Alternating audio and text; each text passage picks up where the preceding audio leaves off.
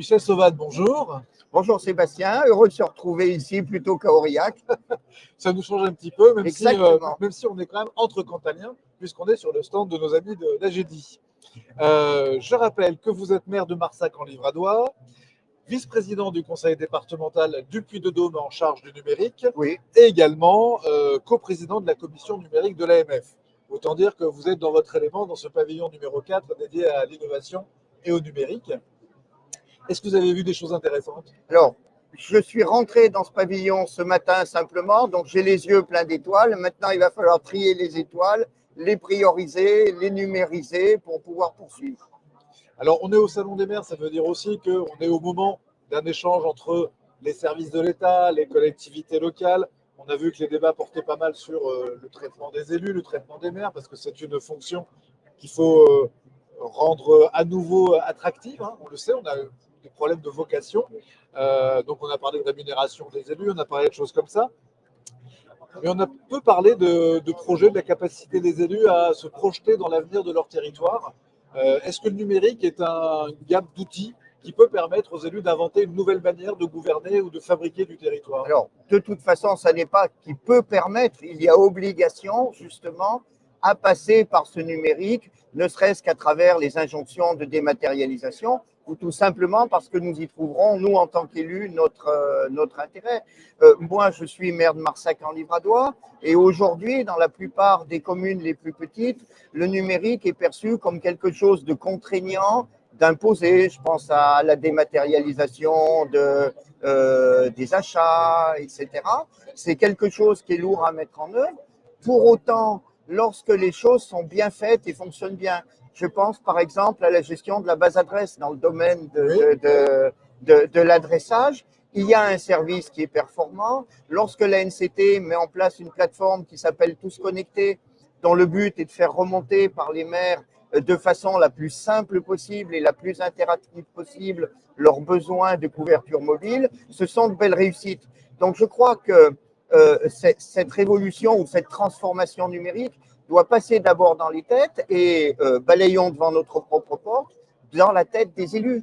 Soyons clairs, tous les élus ne mesurent pas nécessairement les enjeux qui sont liés autour du numérique. Et lorsqu'on se retrouve entre nous, cher Sébastien, à Aurillac ou ailleurs, on est quelque part entre nous et il y a tout un travail d'enracinement, de capillarité, les uns et les autres que nous faisons, qui est fait à travers Ruralytique, qui chaque année finalement donne envie quelque part à de nouveaux élus de s'intéresser à la question, qui reste un moyen et non pas une fin en soi.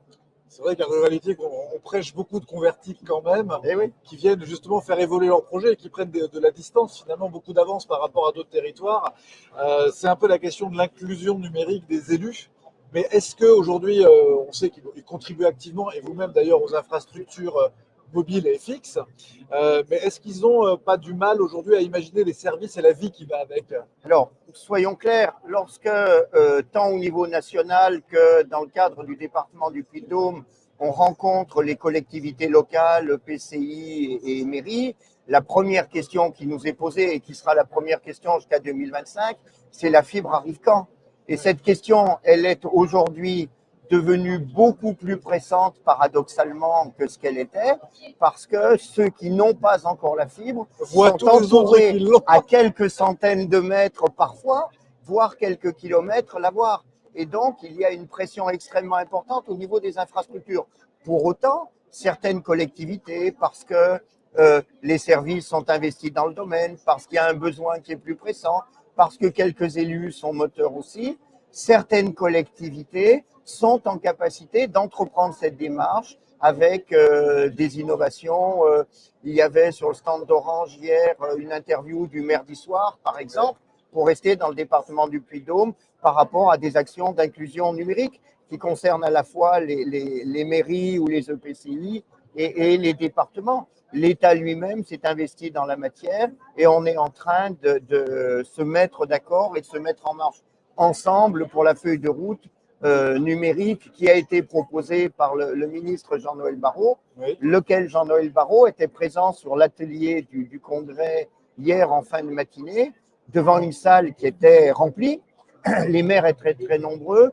pour des échanges a priori autour du décommissionnement du cuivre, Oui. mais en fait, derrière le décommissionnement du cuivre, c'est l'enjeu de la fibre, c'est l'enjeu de la couverture mobile, c'est l'enjeu de l'accès aux services qui était posé. Et manifestement, l'échange s'est bien passé. Le ministre a joué le jeu et côté AMF, on était content aussi de l'engagement et de la qualité des questions posées par les collègues maires.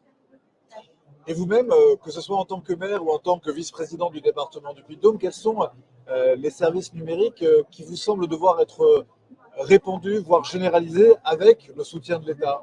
Alors, c'est une question difficile parce que moi, je ne crois pas autant sur les infrastructures, l'impulsion nationale est indispensable, Oui. autant je pense qu'il y a autant de besoins qu'il y a de territoires, et pas simplement en raison d'un isolement géographique ou d'un isolement social. Aujourd'hui, paradoxalement, on se heurte, et on le voit à travers l'expérience des France Services, à de plus grandes difficultés dans des territoires qui sont périurbains, Oui. voire des quartiers de centre-ville, Oui. que ce qu'on peut rencontrer en ruralité, d'autant plus que la fibre avance plus vite dans les territoires ruraux à l'initiative des partenaires publics que dans la zone AMI, qui est la zone à la main des opérateurs, où aujourd'hui on peut s'interroger quand un opérateur explique que le satellite c'est très bien.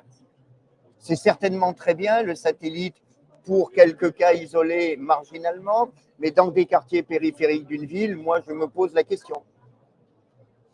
Donc autant de territoires que de projets de territoire. Et du coup, pour répondre à la question posée, ce qu'on voit remonter quand même des territoires, ce sont des besoins parfois en termes de santé, Oui, mais je crois qu'il y a beaucoup de questions parce que c'est un sujet qui est complexe et je ne suis pas certain pour le coup que le numérique soit l'alpha et l'oméga.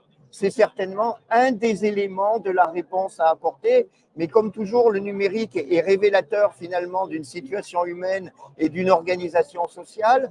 Et je crois que là aussi, la présence humaine, la ressource humaine est importante.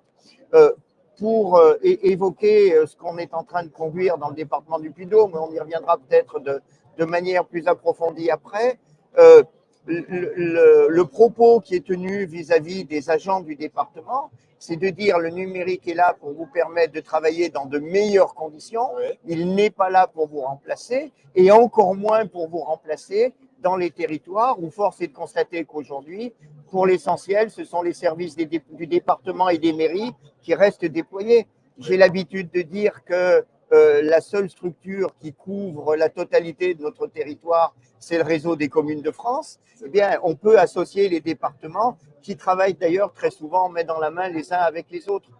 D'autant que 75% des questions aujourd'hui qu'on pose au guichet à la secrétaire de mairie n'ont rien à voir avec les compétences communales. Absolument. Le guichet unique, ne cherchons plus, il existe. Je crois que c'est ça. Oui, oui, tout à fait.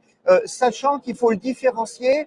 Et ça, c'est une discussion que j'ai eue la semaine dernière dans une réunion sur les France Services, où il y a aujourd'hui parfois pléthore d'offres numériques et d'offres d'assistance à l'inclusion numérique sans que ces offres se connaissent mutuellement les unes les autres.